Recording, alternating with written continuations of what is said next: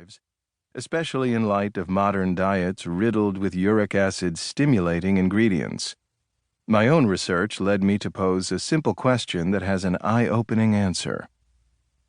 What do obesity, insulin resistance, diabetes, non-alcoholic fatty liver disease, hypertension, coronary artery disease, stroke, neurological disorders including Alzheimer's disease, and premature death have in common?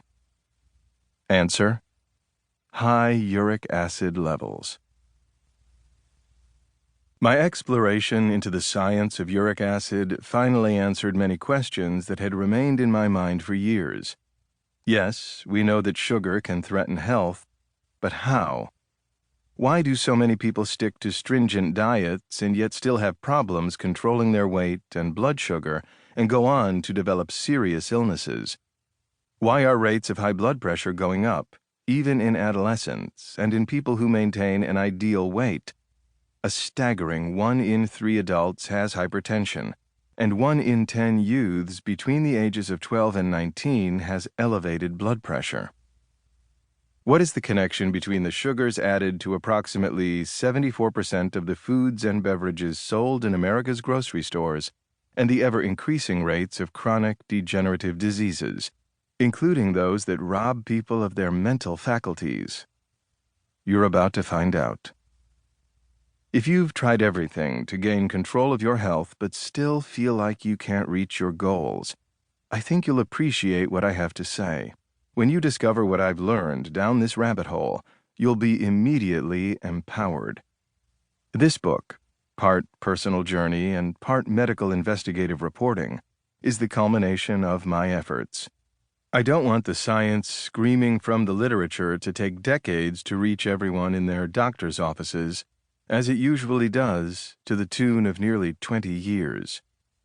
I have taken this new knowledge seriously and adjusted my own habits to ensure that I maintain my uric acid level within a healthful range. It's not that difficult and will be incredibly beneficial to your vibrancy and longevity.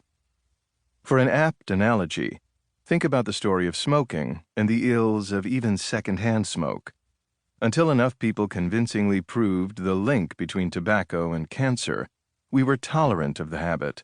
Even those of us who never smoked didn't become overly concerned when the air filled with fumes in bars, restaurants, and airplanes. But now look at how we perceive smoking. Managing uric acid levels to achieve radiant health is a strategy that's been validated by science for decades, but it remains a blind spot in general medicine today.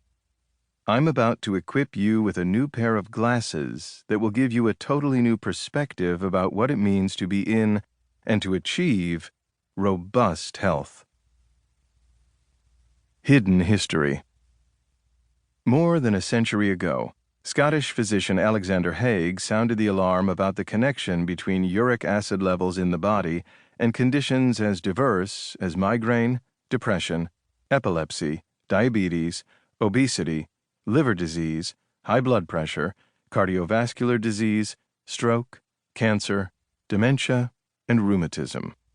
His revolutionary findings, which culminated in a book published in 1892 and a subsequent review of the 4th edition in 1898 in the Journal of the American Medical Association, did not travel far into the next century.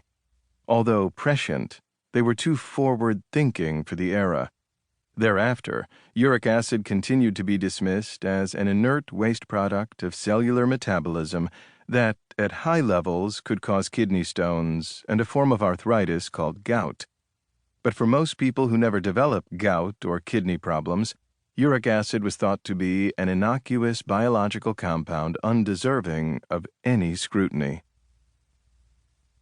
Although gout has been described for centuries, dating back to the ancient Egyptians, an English Dominican monk by the name Randolphus of Backing first used the term gout around the year 1200 of the Common Era to describe podagra, which literally means foot trap in Greek.